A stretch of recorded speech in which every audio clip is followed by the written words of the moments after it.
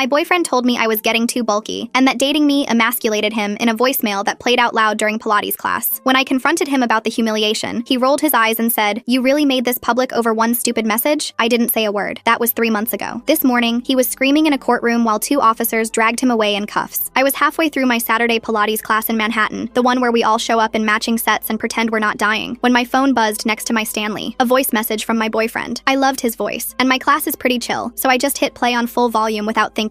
"I don't like how much you've been working out lately. It's getting obsessive." My stomach dropped, but it got worse. "You're getting too bulky. Your shoulders are literally wider than mine. It emasculates me when we go out." Then the final blow. I didn't sign up to date a man. In a room full of hourglass baddies, I felt like the ugliest piece of shot ever, but I didn't even have time to cry, because when I looked up, the entire room was completely silent. 20 women, all frozen mid-plank, just staring at me. I wanted to dig myself into a hole and die. Then the instructor, Sophia, turned off the music. "Ladies, did we all just hear what I think we heard?" I still couldn't look up. My hands were literally shaking on the reformer handles. "Honey, look at me." That was Miranda. She's one of those perfect Upper East Side women who somehow looked perfect even while sweating, but her face wasn't disgusted. She was pissed. "Play that again," Sophia said. "What? No, it's play it again." I did. This time the reactions were immediate. Someone said, "Oh hell nah." Another woman actually laughed, but like an angry, disbelieving laugh. Sophia walked over to me. "How long have you been coming here?" "6 months," I whispered. "And in those 6 months, you've gotten stronger, more confident, and absolutely stunning. You know what you haven't gotten? Bulky. You're snatched." Miranda pulled out her phone. "What's his Instagram?" "Why? Just trust me," I told her. Within like 10 seconds, she was scrolling through it. "Okay, this guy is an effing joke. Look at this, ladies." She held up her phone. "He follows nothing but fitness models. Every single one. Like absolute muscle mommies. So he likes strong women, just not when it's his girlfriend?" This from a woman in the back I'd never even talked to. "Classic," someone else said. Sophia clapped her hands. "Okay, new plan for today's class. We're going to make sure our girl here gets the fattest pump of her life." She looked at me. "And don't even think about trying to pay for this class. Or next week's. Or the week after that." The entire energy shifted. Like, completely. Suddenly I was in the center reformer, and Sophia was basically giving me a personal training session while everyone else followed along. "Lower on that lunge. Yes, girl. 8 down." Miranda was filming everything. So was the woman behind me. And the one across from me. Like, everyone had their phones out. "Are you guys going to join in or—" "Girl, shut the fuck up. Just focus on your form," Miranda said with this little wink. Every time I did something good, someone would cheer. When my legs started shaking during the plank series, 3 women started counting down with me. "You got this!" 5 more. 4 exclamation mark. This older woman, probably like 60-something but absolutely killing it on her reformer, goes, "My ex-husband said the same thing to me 30 years ago. I stopped working out. Biggest regret of my life. Don't you dare dim your light for that insecure little boy." The teenager in the corner, probably some NYU student, added, "My boyfriend literally brags about how strong I'm getting. That's what real men do." By the end of class, I was fucking dead but felt incredible. My legs were shaking more than they ever had with Preston. Sophia had basically given me a personal training session worth like $300, and everyone had stayed an extra 15 minutes just to make sure I finished strong. As we were cooling down, the girlies were all hyping me up while snapping live photos of me, and I felt really good about myself. So when they put it on their Instagram stories and tagged me, I reposted them all with the song "Flowers" by Miley Cyrus, with the part that says, "I can buy myself flowers," with the lyrics on, obviously LOL. My phone started blowing up almost immediately. Like, the notifications wouldn't stop. His sister swiped up joking about how I was out of Preston's league. His girl best friend told me my body was tea. I don't know if it was the endorphins or the fact that 20 women just spent an hour hyping me up, but I felt loved. So I did something I never would have done before. I sent his mom the voice message. "Mrs. Davidson, I think you should hear what your son said about me." I spent the next 5 minutes detailing everything her son said and how it made me feel. She opened it immediately. Those 3 dots appeared and disappeared like 5 times. She ended up spamming me with voice recordings. "Are you fucking kidding me right now?" Her Long Island accent was thick when she was mad. "I did not raise him like this. I'm literally shaking. This is disgusting behavior." Second message, "Honey, you need to leave him. I'm not even saying this as his mother. I'm saying this as a woman. This is not okay." Third message, "I'm calling him right now. Actually, no, I'm driving to his apartment. This ends today." It was around 4 p.m. by this point, and I was tired AF, so I took a fat nap. And when I woke up, I noticed my phone had been bombarded with dozens of texts and missed calls, all from Preston. The first voicemail was angry. The second was threatening. By the 10th, he was practically begging to talk about this rationally. "Just kidding. There's no channel. This all happened like 2 hours ago, and I'm still shaking." Around 6 p.m., I was sitting on my couch scrolling through literally hundreds of DMs from women sharing their own stories when I heard Preston's key in the lock. My whole body tensed up. He pushed the door open and stood there looking like absolute garbage, his button-down wrinkled, eyes all red and puffy, still wearing the same clothes from yesterday when he'd left for his friend Derek's place. He didn't say sorry or ask if I was okay or anything normal. His first words were asking why I had to make this public, and the way he said it, like I was the one who did something wrong, made my stomach turn into knots. He started pacing around my living room, running his hands through his hair over and over, telling me his phone hadn't stopped going off since noon, that his boss had seen the Instagram stories because his coworker's wife follows me, that everyone at his office was laughing at him behind his back, that his mom wasn't answering any of his calls. He said I'd ruined his life over one stupid voice voicemail, and I literally couldn't believe he still didn't understand what he'd actually done. I stayed calm and told him I didn't ruin anything. I just shared his exact words in his own voice, that he ruined things himself by saying them. He lunged toward the coffee table trying to grab my phone, saying we needed to fix this together, but I snatched it away and told him there was no we anymore, not after what he said. His whole face changed from desperate to angry when he realized I was actually serious about breaking up. He asked if I was really going to throw away 2 years over this, said he was just being honest about my body changing, and hearing him double down instead of apologizing made me know I was making the right choice. My phone buzzed with a text from Miranda asking if I was safe because she'd seen his location at my building on Find My Friends, saying all the women from class were on standby if I needed them. That message reminded me I wasn't alone in this, and I told Preston he needed to leave my apartment and put his key on the counter before he left. He dropped onto my couch instead, crossing his arms and saying we needed to talk through this like adults. And when I said I'd call building security, he laughed this bitter laugh and said I'd already destroyed his reputation, so what was a little more drama? His manipulation was so obvious now that I couldn't believe I'd dated him for 2 years without seeing it. I went to my bedroom and locked the door, immediately texting Sophia and Miranda that Preston wouldn't leave my apartment. Within maybe 2 minutes, they'd created a group chat with 12 women from class, every single one offering to come over right away, and Olivia sent me a recording she'd made of Preston screaming at someone on the phone outside the Pilates studio earlier, saying I was a crazy bitch who was trying to ruin his life. Through my bedroom door, I could hear him on the phone with Derek, loudly complaining about how I was being dramatic and ruining his life over nothing, and then his voice got quieter, but I still heard him say something that made my blood run cold about how I was going to regret this when I realized what he knew about me. I sat on my bed trying to figure out what Preston could possibly know that he'd use against me, thinking about all the things I'd told him over 2 years, I'd shared when I trusted him completely. The thought of him using any of those private conversations as weapons made me feel physically sick to my stomach. My doorbell started ringing over and over, and I heard Preston get up and answer it, and then I heard his mom's voice, absolutely furious, yelling at him in her thick Long Island accent about driving all the way from Manhasset to find out her son was a misogynistic piece of garbage, telling him to get in her car right now. Preston started yelling back at his mom that I was being dramatic and making everything about me, while she grabbed his arm and physically dragged him toward my door. He kept insisting she was taking my side because she always liked me better than him, and that's when Mrs. Davidson stopped dead in her tracks and turned to face him. Talk about group fitness taking on a whole new meaning. 20 women just turned a Pilates class into the most supportive intervention I've ever seen, complete with free sessions and instant social media justice. She told him maybe that was because I never gave her a reason not to like me, while he seemed determined to prove he was exactly the disappointment she was seeing right now. The look on his face went from angry to shocked, and he tried to pull away from her grip, but she held on tight and kept pulling him toward the door. I could hear them arguing all the way down the hallway, their voices echoing off the walls until finally everything went quiet. About 15 minutes later, I heard my front door open and close really softly, and I peeked out of my bedroom to see my apartment empty, except for Preston's key sitting on my kitchen counter. Next to it was a handwritten note on a piece of paper torn from my grocery list pad that said she was sorry, and I deserved so much better, and she'd make sure he didn't bother me again. Signed, Helen. My hands were shaking as I picked up the key and the note, and for the first time since this whole mess started, I felt like I could actually breathe again. I ordered Thai food from my favorite place down the street and set up my laptop on the coffee table to FaceTime with Miranda and Sophia while I ate pad thai straight from the container. They were both home and immediately started doing these dramatic readings of all the supportive DMs I'd been getting, including one from some professional bodybuilder who offered to be my gym boyfriend to make Preston jealous. Miranda was using this deep voice pretending to be the bodybuilder guy, and Sophia was dying laughing, and for a few minutes everything felt normal again, like this was just another Saturday night gossiping with my girls instead of the worst day of my life. We stayed on for like 2 hours, and they made me promise to text them if I needed anything, even if it was 3 in the morning. When I finally went to bed, I actually managed to fall asleep pretty fast, probably because I was emotionally exhausted from everything. But when I woke up Sunday morning and grabbed my phone to check the time, I saw 47 missed calls from Preston and a wall of texts that started at 2 a.m. The first ones were apologizing and saying he didn't mean what he said, then they got angry about me turning his mom against him, then pathetic begging me to just talk to him, and the last one sent at 4 a.m. made my blood run cold. He wrote that he knew about my eating disorder in college and asked how my Pilates friends would feel about that, and I literally felt sick to my stomach because I'd told him that in confidence over a year ago when we were having a deep conversation about our pasts. I immediately started taking screenshots of everything, my hands shaking so bad I could barely hold the phone steady, and sent them all to the group chat with Miranda and Sophia. Miranda responded within seconds saying this was blackmail, and her ex tried the same thing and I needed to save everything for evidence. Sophia added that she'd struggled with an ED too, and anyone who would weaponize that was absolute trash, and she'd personally tell the whole class if he tried anything. Their messages made me cry with relief because I'd been so scared they'd judge me or think differently of me, but instead they were just protective and angry on my behalf. Around 2 that afternoon, Preston's sister Jasmine called me, and she sounded really upset as she told me Preston had shown up at her apartment at 5 a.m., completely drunk and ranting about how I'd turned everyone against him. She said she'd been recording his voicemails to her because she was worried about my safety and wanted documentation if I needed it for anything legal. I thanked her and we talked for a few minutes about how she'd never seen him act like this before, and she was honestly scared of what he might do next. After we hung up, I spent the rest of the afternoon deep cleaning my apartment, stripping the bed bed and washing all the sheets, throwing away his toothbrush and the body wash he kept in my shower, and packing up everything else that reminded me of him. I found one of his hoodies in my closet, and instead of feeling sad, I just felt relieved that I wouldn't have to see it anymore. Miranda texted me about doing some cleansing ritual where we'd burn all his stuff, but I just put everything in a bag for donation because I didn't want to deal with setting anything on fire in my apartment. Monday morning, I got to work early trying to get back to normal, but when I walked into my office, there was this huge bouquet of roses on my desk with a card that said he was sorry for everything and to please give him another chance, signed with just a P. My coworkers were all gathered around cooing over how romantic it was, but I felt like I was going to throw up. I picked up the whole arrangement, walked straight to the break room trash can, and dumped the entire thing, vase and all, making sure everyone saw me do it. About an hour later, my boss called me into her office looking concerned, and she told me Preston had called the company's main line trying to reach me since I'd blocked his number. She asked if this was going to affect my work or if we needed to involve security, and I assured her it wouldn't, but appreciated her having security keep an eye out just in case. During my lunch break, I was eating my salad at my desk when my phone buzzed with a text from Derek, Preston's best friend from college, asking to meet for coffee to clear the air and help fix things between us. I politely declined, but he kept pushing, saying Preston was really struggling and not himself, and I needed to understand his side of things. I blocked Derek's number too because I didn't need anyone trying to guilt me into taking Preston back or making excuses for his behavior. The rest of my workday dragged on, and by 6 o'clock I was packing up my stuff to head home. The subway platform was packed with the usual Monday evening crowd, but something felt off. I kept catching glimpses of baseball caps in my peripheral vision, and my heart would race every single time. A guy in a Yankees cap stood too close behind me on the escalator, and I practically ran up the steps. Another man wearing a Mets cap sat across from me on the train, and I switched cars at the next stop, even though it made me late. By the time I got to my building, I was exhausted from checking over my shoulder every 5 seconds. The doorman waved at me like usual, and I took the elevator up to my floor. When the doors opened, I froze. Preston was sitting on the floor outside my apartment with a pizza box and a bottle of wine next to him. He looked up with this weird smile and said we should have our regular Monday dinner like nothing had happened. I immediately backed into the elevator and pressed the lobby button over and over until the doors closed. My hands were shaking so bad I could barely dial the building security number. The security desk told me to wait in the lobby while they sent someone up to deal with him. I texted my landlord about changing the locks and getting Preston banned from the building while I waited. She texted back immediately that Mrs. Davidson had already called her that afternoon, and the paperwork to officially trespass him would be done by tomorrow morning. About 30 minutes later, the security guard called to tell me Preston had been removed from my floor. The guard, an older guy named Carl who'd worked there forever, said Preston had been really agitated and kept yelling about his rights and how they couldn't keep him from his girlfriend. Carl offered to do extra rounds past my floor that night, which made me feel a little safer. I finally went back up to my apartment and triple-checked all the locks before collapsing on my couch. The next morning, my alarm went off at 6 and I grabbed my phone to check the time. My Instagram was blowing up with notifications, which was weird since I hadn't posted anything. When I opened the app, my stomach dropped. All my recent posts were gone. Every single workout video, every progress pic, everything from the past 2 years had been deleted. Instead, there were old photos from college when I was super skinny and clearly not healthy. The bio had been changed to say natural skinny is better than bulky muscles. My hands were literally shaking as I realized Preston must have remembered my password from when we were dating. I immediately started trying to recover my account while texting the group chat about what happened. Miranda was awake and started screenshotting everything before it could get taken down. Sophia texted that this was criminal harassment and I needed to document everything. Olivia said she could help trace the IP address since she was studying computer science at NYU. While I was dealing with all this, Mrs. Davidson called me. She was absolutely mortified about the Instagram hack and said Preston hadn't come home last night. She'd found his laptop open on the kitchen counter with my Instagram page still up on the screen. She'd already taken photos of everything and was heading to the police station to file a report as a witness. I thanked her and tried to get ready for work, but I couldn't focus on anything. At the office, I sat at my desk staring at my computer screen, but none of the presentations made any sense. My colleague Sarah brought me coffee without me even asking, and that small gesture made me tear up. I realized how messed up it was that Preston had made me so paranoid about people just being nice to me. At lunch, I met with a lawyer Miranda had recommended who specialized in harassment cases. She looked through all my screenshots and documentation and said I definitely had grounds for a restraining order, especially with the Instagram hack and the threatening voicemails. The retainer fee was more than I wanted to spend, but I handed over my credit card anyway because my safety was worth it. I got back to the office around 3 and was trying to catch up on emails when reception called my desk phone. They said 2 men were in the lobby asking to see me, and one of them was getting aggressive. Preston's playing every page from the Toxic Ex handbook like he's studying for finals. Threats, guilt trips, hacking, and now sending his backup squad to the office. This guy's collecting red flags like they're Pokemon cards. My stomach sank when they described Preston in a suit with Derek next to him. I told reception to call security while I grabbed my stuff and headed for the back stairwell. I could hear Preston's voice getting louder as I slipped out the back entrance. My boss saw me practically running out, and I quickly explained what was happening. She immediately said I could work from home for the rest of the week and to stay safe. My hands were shaking as I ordered an Uber and kept checking behind me while waiting outside the building. The driver took forever, and I kept thinking Preston might come back any second. When I finally got in the car, my phone started buzzing with texts from Jasmine. She was sending voice messages saying Preston had been calling everyone in their family all day trying to get them to pressure me. Their aunt apparently told him off and hung up on him. Their cousin blocked him after he he sent this long rant about how women stick together to destroy men. Jasmine said she'd never seen him act this crazy before, and she was worried about what he might do next. I texted Miranda asking if I could crash at her place because I didn't feel safe going home. She immediately said yes and sent her doorman my photo so I could get in. Her apartment on the Upper East Side was like something out of a movie with floor-to-ceiling windows and marble everything. She had already ordered Chinese food and pulled out this expensive ice cream from her freezer. We put on Love Island, but I couldn't focus on anything. Every time my phone buzzed, I jumped, thinking it was Preston finding another way to contact me. Miranda noticed and flipped my phone face down on the coffee table. She told me to just breathe and that I was safe here, but I couldn't shake this feeling that he was going to show up somehow. The next morning at 7, my lawyer called saying she'd filed for an emergency restraining order based on all the harassment. The hearing was set for Friday morning, and Preston would be served papers today. She warned me he'd probably react badly when he got them and suggested I stay somewhere else for a few nights. I was still at Miranda's when Sophia called me that afternoon, completely panicked. Preston had shown up at the studio during the lunch class demanding to know if I was there. He was telling everyone I was mentally unstable and off my medication, which was completely made up. Several women filmed him getting dragged out by building security while he kept screaming about me being crazy. The studio was pressing charges for trespassing, and Sophia said he looked totally unhinged. About 2 hours later, the studio manager called to tell me they'd put Preston's photo at the front desk. If he came back, they'd call the police immediately. She said 12 different women from various classes had already come forward saying they'd testify about witnessing his harassment if I needed them to. That evening, I finally called my mom in Ohio to tell her everything that had been happening. She listened quietly while I explained about the voice message and everything that happened after. Then she said she never liked him because he'd always interrupt me when I was talking. She offered to fly out, but I told her I was okay, even though I wasn't really. Just hearing her voice and knowing she believed me without question was enough to keep me from completely falling apart. The next morning, my lawyer called to say Preston had been served the restraining order papers at his office. Within an hour, his mother was calling me crying and apologizing over and over. She kept saying she'd failed as a mother, and this was all her fault somehow. I told her it wasn't her fault, but she insisted on covering all my legal fees as the least she could do. That afternoon, Derek texted me from a new number with screenshots from Preston's group chat with their friends. Preston was telling everyone I'd been cheating on him and doing drugs, and that I'd set him up. The messages were getting more and more delusional with each screenshot Derek sent. He said he was sharing these because the guys needed to know the truth, and he was disturbed by how Preston was spiraling. I forwarded everything to my lawyer, who said it was perfect evidence of defamation if I wanted to pursue it. She mentioned we could expand this to a civil suit, but I just wanted Preston to leave me alone. The idea of any connection to him, even through court stuff, made me feel exhausted and sick. That evening, I went back to my apartment for the first time in 2 days to grab more clothes. Everything looked normal, but it didn't feel like home anymore. The space felt wrong, like Preston's presence had contaminated it somehow. I packed quickly while checking over my shoulder constantly and jumping at every little noise from the hallway. I grabbed what I needed and got out of there fast, spending another night at the hotel even though my bank account was crying about it. The next day passed in a blur of work meetings where I could barely focus and constant checking over my shoulder whenever I left the office. That evening around 7:30, I was finally leaving my building after grabbing more stuff when I saw it. Preston's car parked right across the street with him, just sitting there watching me through the windshield. My whole body went cold, and my hands started shaking as I pulled out my phone to take photos and videos of him sitting there staring at me. The restraining order hadn't been approved yet, so technically he wasn't breaking any law, but I called 911 anyway and told them I felt unsafe with my ex watching my building. I stayed in the lobby with the doorman, who kept asking if I was okay while we waited for the cops to show up. 2 officers arrived about 30 minutes later and walked over to Preston's car while I watched from inside. I could see him gesturing and talking with his hands moving all over the place, probably giving them some story. One officer came back inside and told me Preston claimed he was just parked on a public street and happened to be in the neighborhood visiting a friend. They couldn't arrest him, but they'd told him to leave and were documenting everything for my restraining order case. I stayed in the lobby for another hour until the doorman confirmed Preston's car was gone, and even then I was too scared to go back to my apartment. The next morning, I had to be at court by 9 for the restraining order hearing, and my stomach was in knots the whole subway ride there. Walking into that courtroom and seeing Preston already there in his best navy suit with an actual lawyer next to him made me want to throw up. He was sitting there looking all professional and calm, like he was the victim in this whole thing. The judge started reviewing all the evidence while Preston sat there with this fake concerned expression on his face. His lawyer stood up and started talking about how the voice message was taken out of context and how I'd orchestrated a social media hate campaign against his client. My lawyer stayed calm and just laid out the timeline showing every text Preston sent after I blocked him and how he hacked my Instagram and posted those photos. The judge looked at Preston and asked him directly why he accessed my Instagram account without permission. Preston's lawyer tried to answer, but the judge cut him off and said he wanted to hear from Preston himself. That's when everything changed, because Preston couldn't keep his cool anymore and started ranting about how I made him do these things by humiliating him. He actually said I was probably sleeping with someone from that Pilates class, and that's why I was trying to get this restraining order. The judge told him to stop talking and granted the restraining order for 1 full year effective immediately. Preston stormed out with his lawyer, basically running after him, trying to calm him down. I sat in a coffee shop afterward, feeling weirdly empty instead of happy about winning. The barista noticed my shaking hands and brought me a free cookie with a little heart drawn on the napkin, which made me tear up. These random acts of kindness from strangers kept hitting me harder than they should. I texted the group chat about the restraining order, and my phone basically exploded with celebration messages and hearts and champagne emojis. Sophia said tomorrow's Saturday class would be a celebration of strength in my honor, and Miranda said she was bringing actual champagne for after. For the first time all week, I felt like maybe things would be okay. That evening, Mrs. Davidson texted me that Preston got fired from his job because apparently his company has a zero-tolerance policy for employees with restraining orders. She said the scene he made when they served him at work didn't help, and now he was moving back to her house on Long Island, and she was getting him into therapy whether he wanted it or not. Saturday morning, I walked back into the Pilates studio for the first time since everything started, and everyone literally started clapping, which was super embarrassing, but also made me feel so supported. Sophia had adjusted the whole workout to be empowering, but not too intense, and everyone kept checking on me throughout the class. After class, I finally went back to my apartment to actually stay there, and the silence felt different than before. Every little sound made me jump and wonder if Preston had found some way around the restraining order even though I knew that was impossible. I double-checked all the locks and closed every single blind and curtain, which I'd never done before in the 3 years I'd lived there. The next morning, my phone woke me up at like 11 with Jasmine calling, and she sounded really upset, so I picked up right away. She told me Preston had been posting all over Reddit, making himself look like the victim and saying I was part of some toxic gym cult that turned me against him. She'd been trying to report his posts and comment with what really happened, but he kept making new accounts every time one got banned. I pulled up Reddit on my laptop while she was still talking, and found one of his posts in a relationship advice sub with like 300 comments already. Preston's Reddit crusade really puts the X in extremely online. Nothing says I'm totally stable, like creating multiple accounts to fight strangers about your restraining order while living back with mom. He wrote this whole thing about how his girlfriend got brainwashed by her Pilates class and turned violent when he tried to express concern about her obsessive workout habits. The comments were split between people calling him out for being controlling and others actually believing his version. Jasmine said she'd screenshot everything for evidence, but it was making her sick seeing him twist everything around. I spent the rest of Sunday going through his posts and taking screenshots of my own, while also packing a bag in case I needed to leave my apartment quickly. Monday morning came way too fast, and I had to go to work even though I barely slept. I got to the parking garage at 8 and walked toward my car, but stopped dead when I saw all 4 tires were completely flat. Not just flat, but actually slashed with huge cuts in the rubber. My hands started shaking as I called building security, and they came down within minutes to look at the damage. The security guard called my boss while I stood there trying not to cry, and she came down to the garage herself looking absolutely furious. She told me to go wait in her office while they pulled the security footage and called the police. 2 cops showed up within an hour and went through the footage with security while I sat upstairs trying to focus on work, but mostly just staring at my computer screen. My lawyer called when I texted him about the tires and said if we could prove it was Preston, this would violate the restraining order and he'd go to jail. Around 2 in the afternoon, the detective came up to tell me they had clear footage of someone in a hoodie and baseball cap slashing my tires, but the person's face wasn't visible. The build looked wrong for Preston though, because this guy was taller and broader in the shoulders. I immediately thought of Derek and told the detective about him being Preston's best friend from college. Within an hour, they had Derek at his apartment and he cracked immediately when they showed him the footage. He admitted Preston paid him $500 to mess with my car and send me a message, but swore he didn't know about the restraining order. The cops arrested Derek on the spot and put out a warrant for Preston for conspiracy to violate the protective order. I was still at work trying to process everything when Mrs. Davidson called me at 6, completely hysterical. She was crying so hard I could barely understand her, but she managed to tell me Preston never came home after Derek got arrested. She found a note in his room saying he was going to fix things once and for all, and she was terrified of what that meant. She'd already called the police and they were at her house, but nobody knew where Preston went. I left work immediately and drove straight to Miranda's apartment because I didn't want to be alone, and she lived in a doorman building with good security. She let me stay in her guest room and made me tea while I called my lawyer to update him on everything. The police put out an alert for Preston that night, and my lawyer told me I should stay somewhere unpredictable for the next few days just to be safe. Sophia texted offering her guest room, which seemed random enough that Preston wouldn't think to look there, so I accepted. I went back to my place with Miranda to pack more clothes and realized how insane this all was, because just a week ago, my biggest worry was whether my shoulders looked too big in tank tops. Tuesday morning, I woke up in Sophia's guest room to her cat jumping on the bed and the smell of coffee brewing in the kitchen. She was making eggs and had the news on, and everything felt so normal, except for the fact that I was hiding from my ex-boyfriend who'd basically lost his mind. I hadn't eaten a real meal in days because my stomach was constantly in knots, but Sophia made me sit down and eat breakfast anyway. Around 3 that afternoon, my phone exploded with texts from everyone I knew because Preston had been arrested at Newark Airport. He'd tried to board a flight to Miami using a ticket he bought with Derek's credit card information, but the airline flagged it as fraud. The cops grabbed him at the gate and charged him with criminal contempt, conspiracy to violate a protective order, and identity theft. His bail got set at $50,000 and his mom refused to pay it, saying he needed to face the consequences of his actions. Wednesday morning, my lawyer called with updates about Preston's case and said his lawyer was already pushing for a plea deal. They wanted to claim temporary emotional distress and get him mandatory therapy instead of jail time. The prosecutor wanted to know what I thought, but I honestly didn't know because part of me wanted him punished. But mostly I just wanted this whole nightmare to be over. That evening, I tried going to a yoga class at a different studio to get back to my normal routine, but I spent the whole time looking at every person who walked by the door. Every guy made my heart race, and I kept checking the exits and watching the windows. The instructor noticed I was freaking out and quietly asked if I was okay and offered to walk me to my car after class, which was really nice, but also also made me realize how messed up I'd become. Thursday morning, Derek's lawyer reached out to mine saying Derek wanted to testify against Preston in exchange for a lighter sentence. He had text messages showing Preston getting more and more aggressive when Derek first said no to helping him. The messages were honestly scary because Preston was threatening to ruin Derek's life if he didn't help and calling him every name in the book. Friday morning came fast, and my lawyer called to say Preston's bail hearing was at 10, and I didn't have to be there, which was a relief. She texted me updates as it happened, and apparently Preston completely lost it in court. He fired his lawyer right there in front of everyone and started yelling about being persecuted and demanded to cross-examine me even though I wasn't there. The judge shut him down hard and denied his bail modification request and sent him back to jail until trial. That afternoon, Mrs. Davidson texted asking if we could meet for coffee, and when I saw her, she looked like she'd aged 10 years in 2 weeks. Her hands were shaking as she pushed a box across the table with some of my stuff from Preston's apartment. She told me Preston had been diagnosed with narcissistic personality disorder, and looking back, there were so many signs she'd ignored or made excuses for. She kept apologizing over and over, and I could tell she was really broken up about everything her son had become. Saturday morning, I went back to Pilates for the first time in days, and Sophia had everyone doing planks when I walked in. I jumped in, and something just clicked, because I held that plank for 3 minutes straight, which was my personal best ever. Sophia announced it to the whole class, and everyone started cheering, and Miranda filmed it, and for those 3 minutes, I didn't think about Preston or court or anything. I actually posted the video myself this time with just a simple caption about getting stronger every day. Sunday, I started looking for a new apartment because I couldn't feel safe in my current place anymore. The realtor kept showing me buildings with doormen and security systems, and when I said I just needed a fresh start, she gave me this knowing look. She told me half her clients were women in similar situations, which was both sad and weirdly comforting. Monday morning, everything went to hell again when HR called me in, saying they'd received an anonymous email with fake intimate photos of me. The IT department traced it to a computer at the public library near the jail, and the prosecutor added more charges against Preston for cybercrimes and harassment. My boss called me into her office that afternoon, but instead of being mad, she offered me paid leave if I needed it and said the company would pay for counseling. She told me she'd gone through something similar 15 years ago and wished she'd had this kind of support back then. I started crying right there in her office, and she just handed me tissues and told me to take all the time I needed. Tuesday evening, I had my first therapy appointment, and when the therapist asked when I last felt truly safe, I couldn't even answer at first. Then I realized it was before I met Preston, because even during our good times, I was always watching what I said and did to avoid setting him off. Thursday, the prosecutor called with a plea deal offer for Preston, which was 18 months in jail and 5 years probation, plus mandatory therapy and a permanent restraining order. She said if he didn't take it, they'd go for the maximum 5 years and asked if I was okay with the deal. I thought about it overnight and decided I wanted closure more than revenge, so Friday morning, I told them to accept it. Preston's lawyer called back an hour later saying Preston would only take the deal if I admitted I overreacted, which made the prosecutor so mad she withdrew the offer completely. She said we were going to trial, and she was going for the maximum sentence now because that showed he had zero remorse. Saturday at Pilates, a new woman came up to me after class with tears in her eyes. She said she'd seen my story shared in a women's support group online, and it gave her the courage to leave her abusive boyfriend last week. She thanked me for being brave enough to share what happened and said I probably saved her life. It didn't make what I went through worth it, but at least something good came from all this pain. Tuesday morning, my lawyer called with news about the trial date being set for 3 months out. Preston's new lawyer was already filing motions trying to get the Instagram posts and voice message thrown out as evidence. He kept saying the posts were free speech and the voice message was private. The judge wasn't having any of it and denied every single motion. Preston's legal strategy of demanding his victim admit she overreacted really shows he graduated from the school of missing the point with highest honors. Way to tank your own plea deal, genius. 2 days later, I went to sign a lease on a new apartment across town. The building had a doorman and security cameras everywhere, plus you needed a key fob just to get in the elevator. The landlord was this older woman who took one look at my restraining order paperwork and said she'd had other tenants in my situation. She made sure I knew about the panic buttons in every room and the direct line to security. That Sunday, the Pilates crew came over to help me pack up my old place. Miranda brought champagne and Sophia brought moving boxes, while Olivia made a playlist of breakup songs. We went through 2 years worth of stuff, and every time we found something of Preston's, it went straight in the trash. When we found our old photos together, I didn't even feel sad anymore, just relief that it was over. Olivia wanted to burn them in some kind of ritual, but we just used the shredder instead. Friday evening, I had to go back to court because Derek was getting sentenced for helping Preston break the restraining order. The judge gave him 200 hours of community service and probation. Outside the courthouse, Derek stopped me and started crying, saying Preston had convinced him I was the crazy one. He'd been going to therapy and realized how messed up their whole friend group was. The next Wednesday morning, Preston's lawyer tried something really dirty by subpoenaing my medical records from 5 years ago. He found out I'd been treated for an eating disorder in college and wanted to use it to prove I was mentally unstable. My lawyer immediately filed to block it, saying it had nothing to do with the case. The judge agreed and actually fined Preston's lawyer for even trying that move. Monday afternoon was when things got really interesting because Mrs. Davidson had to give a deposition about her son. She brought emails and texts from 2 of Preston's ex-girlfriends who'd reached out after seeing the news. Both of them had similar stories about him getting controlling and angry when they tried to leave. One girl had gotten a restraining order 3 years ago that Preston violated twice. Saturday evening, Miranda set me up on a coffee date with her friend from work. The guy was perfectly nice and normal, but I spent the whole time looking for red flags in everything he said. When he reached reached for the sugar, I actually flinched, thinking he was going to grab me. He asked if I wanted to get dinner sometime, and I made up an excuse about being too busy. I wasn't ready to trust anyone new yet. Thursday morning, Preston had to complete his court-ordered psychological evaluation for the trial. The psychologist diagnosed him with narcissistic personality disorder and antisocial features. Preston's lawyer tried to spin it as an insanity defense, but the psychologist testified that Preston absolutely knew right from wrong. He just didn't care about the harm he caused other people. Tuesday afternoon, the prosecutor called with huge news that 2 more of Preston's exes wanted to testify. One of them still had the restraining order from 3 years ago, with documentation of every time he'd violated it. The prosecutor was adding more charges for stalking and harassment based on the pattern of behavior. Every Sunday morning, I kept going to Pilates, and my body was getting stronger than it had ever been. When I looked in the mirror, I didn't see the bulky shoulders Preston complained about. I saw muscles that had carried me through the worst time of my life. I posted a photo on Instagram not to show off my body, but because my smile finally looked real again. The weeks passed in a blur of lawyer meetings and prep sessions until Friday finally came, and my mom's flight landed at JFK. She hugged me so tight at arrivals that I could barely breathe. Back at my apartment, she kept touching everything like she was making sure it was real. We ordered Thai food and sat on my couch while she looked around at my new place with all its safety features. Her eyes got wet when she saw the security system panel by the door. She kept saying I looked different, stronger, but also harder somehow. That night, she slept in my guest room, and I actually slept through the whole night without checking the locks even once. 5 days later, we were at the courthouse for jury selection, and there was Preston across the room looking like he'd lost 20 pounds. His suit hung loose on him, and those perfect cheekbones looked sharp enough to cut glass. He kept trying to catch my eye, but I stared at the table in front of me while my lawyer took notes. When he figured out I wasn't going to look at him, he started muttering stuff under his breath until his lawyer grabbed his arm. The next morning, the prosecutor laid out Preston's pattern of abuse with screenshots and recordings and timelines on a big screen. Preston's lawyer painted me as some crazy attention seeker who planned everything to ruin his life because he dumped me. A few jurors frowned when he said Preston was the real victim of cancel culture. Friday morning came too fast, and suddenly I was on the witness stand for 4 straight hours going through every single thing that happened. The prosecutor had me walk through each piece of evidence while Preston's lawyer kept interrupting to object. During cross-examination, his lawyer kept pushing about how I wanted revenge and was trying to get famous from this. I kept my voice steady and just stuck to the facts even when he got nasty about my social media posts. When I talked about being scared to leave my apartment, some jurors looked really worried. That afternoon, Sophia took the stand and brought the security footage from the studio showing Preston trying to get in when he was never a member. She had all the sign-in sheets proving he'd never been there before. That day, he showed up screaming. Her voice got hard when she described how scared her other clients were. Monday morning, Miranda showed up with a whole binder of printed screenshots and walked the jury through every fake account Preston made. She showed them side-by-side comparisons proving the deepfake photos were edited from my Instagram. When she put the edited photos on the screen, a woman on the jury actually gasped. That afternoon, they brought in someone I'd never seen before, this small blonde woman who looked terrified. She was Preston's ex from 3 years ago, and she told the same exact story as mine, but worse. She had to move from Boston to Miami just to get away from him after he kept showing up at her job. She cried when she described finding him in her apartment one night just sitting on her couch in the dark. Tuesday morning, Preston demanded to testify even though his lawyer kept shaking his head no. He started out calm, but every time the prosecutor questioned something, he said his face got redder. He kept changing his story about why he was at the studio, and first said he was worried about me, then said I invited him, then said he had a right to be there. When the prosecutor showed him his own texts, he claimed they were taken out of context. Then she asked about the deepfakes, and he actually said they weren't that bad, and maybe I should be flattered. His lawyer put his head in his hands. Tuesday afternoon, the prosecutor went hard, asking him about every single lie he'd told. Preston lost it completely and stood up yelling that I deserved everything for humiliating him. He said women like me needed to learn our place and that he was just trying to teach me a lesson. The judge banged her gavel and threatened to hold him in contempt while his lawyer tried to pull him back down. The jury looked shocked, and one older man was shaking his head. Wednesday morning, both lawyers gave their closing arguments with the prosecutor, showing a clear timeline of how Preston went from mean texts to stalking to making threats. She showed how everything escalated after I didn't take him back, and how he couldn't handle losing control. Preston's lawyer tried to argue reasonable doubt, but even he seemed to know it was over from how quiet his voice got. The jury filed out to deliberate, and Preston finally looked at me with this expression I'd never seen before, like he finally understood he'd lost. 3 hours felt like 3 days, but then the bailiff called us back in, and everyone rushed to their seats while the jury filed in looking serious and not making eye contact with anyone. The foreman stood up with the paper shaking slightly in his hands and started reading guilty on the first count of criminal contempt, and Preston's head snapped toward me with his mouth open like he couldn't believe it. Guilty on stalking, guilty on harassment, guilty on cybercrimes, guilty on conspiracy. Each verdict hit him harder, and by the last one, his lawyer was holding his arm to keep him seated while Preston kept shaking his head and mouthing no over and over. The judge thanked the jury and scheduled sentencing for the next morning at 10, and Preston had to be escorted out because he wouldn't stop staring at me with this look that went from shock to rage to something like actual understanding that he'd lost everything. The next morning, the courtroom was packed for sentencing, and the prosecutor called me first for my victim impact statement. So I stood at the podium with my hands gripping the edges and talked about the nightmares and therapy sessions and how I still check my locks 5 times before bed. Preston's other ex went next and described years of looking over her shoulder and changing changing her number constantly and moving 3 times because she never felt safe. Mrs. Davidson spoke last about losing the son she thought she raised, and how she blamed herself for not seeing the signs earlier, and her voice broke when she said Preston needed help, not just punishment. The judge took his time reviewing everything before announcing 4 years in state prison plus 10 years probation, and a lifetime restraining order and mandatory psychological treatment, and Preston jumped up screaming about appeals and how this was all lies and conspiracy against him. Preston's courtroom meltdown really sealed the deal. Nothing says I'm totally innocent, like screaming at a judge after getting caught red-handed with fake photos, death threats, and a bonus personality disorder diagnosis. 2 officers had to physically drag him out while he kept yelling my name and threats about what would happen when he got out, and even his lawyer looked relieved when the doors finally closed behind them. Outside the courthouse, Mrs. Davidson hugged me so tight I could barely breathe, and promised she'd make sure Preston stayed away if he ever got out early, and would keep getting him help, because that's what mothers do even when their kids break their hearts. The prosecutor shook my hand and said I was one of the strongest witnesses she'd seen in 20 years of doing this work, but I didn't feel strong, just empty and tired and ready to move forward. Friday morning, I walked back into my office for the first time in weeks, and my coworkers didn't bombard me with questions, just welcomed me back with coffee and donuts, and my boss had put me on a new project developing a wellness app which felt perfect. Monday morning at Pilates, Sophia gathered everyone before class to announce they were starting a support group for women dealing with harassment and abuse, and 12 women immediately signed up, including 2 I'd never expected to need something like that. Saturday afternoon, I was unpacking the last box in my new apartment when I found my old journal from when Preston and I first started dating, and reading those early entries about how perfect and romantic he was made me see how slowly the control started, with little comments about my clothes, then my friends, then my body. I closed it and put it in a drawer, not as something to dwell on, but as proof of how far I'd come and how much I'd learned about what real love should look like. Thursday evening, the studio threw a celebration party they called Strength in Numbers, and woman after woman shared stories about controlling exes and workplace harassment and family members who tried to make them smaller, and I realized I wasn't special or broken, just part of a huge community of survivors. Tuesday morning, I woke up in my new place without immediately checking the locks or looking out the window for suspicious cars, and made coffee while actually enjoying the quiet instead of being scared of it. My shoulders were broader and stronger as I stretched, and I could feel the muscle I'd built not just in my body but in my spirit, and Preston's voice telling me I was too bulky seemed like something from another lifetime. That evening at class, Sophia announced we were doing endurance training and challenged me to hold a 5-minute plank, which seemed impossible, but the whole class started cheering and counting with me. My arms shook at 2 minutes and burned at 3, and at 4, I wanted to quit. But Miranda yelled that Preston was in prison where he belonged, and I was here getting stronger, and that gave me the push to hold on. The last 30 seconds felt like 30 hours, but every woman in that room counted down with me, and when I finally collapsed at exactly 5 minutes, they erupted in cheers and applause, and group hugged me on the floor. Sophia helped me up and said I wasn't the same person who played that voice message months ago, because that woman was scared and small, but this woman was unbreakable, and she was right, because Preston tried to make me weaker, but instead I became exactly what he feared most, which was strong enough to leave him, and brave enough to fight back, and powerful enough to win. Alright, that's a wrap on my end. Rolling up the old commentary mat. Appreciate you letting me be the snarky voice in the back of your head. Catch you in the next one. If you made it to the end, drop a comment. I love reading all your comments.